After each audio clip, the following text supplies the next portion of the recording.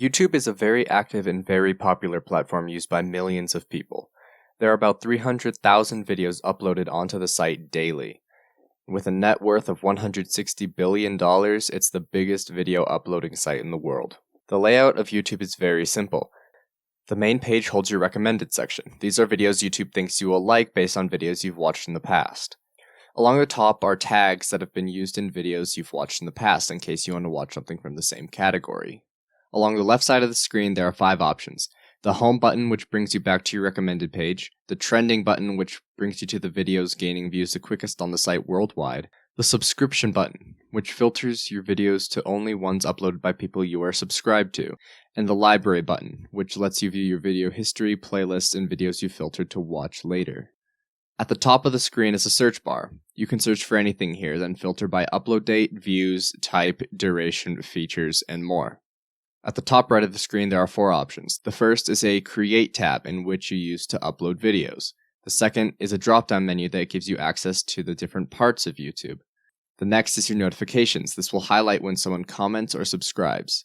The last is a drop-down menu with several options. Your channel brings you directly to your YouTube channel's dashboard. Paid memberships brings you to a page where you can purchase programs from YouTube.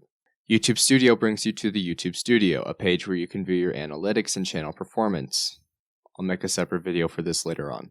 Switch accounts lets you switch to a different YouTube channel. You can be signed into multiple YouTube channels at once. Sign out allows you to sign out of your account. The rest of the options aren't very important. They turn on dark mode, change to languages, etc. You can get back to your main page by clicking on the YouTube icon in the top left corner. Now let's go over the layout of the site when you are actively watching a video. Once you click on a video you want to watch, you are brought directly to that video in the same tab.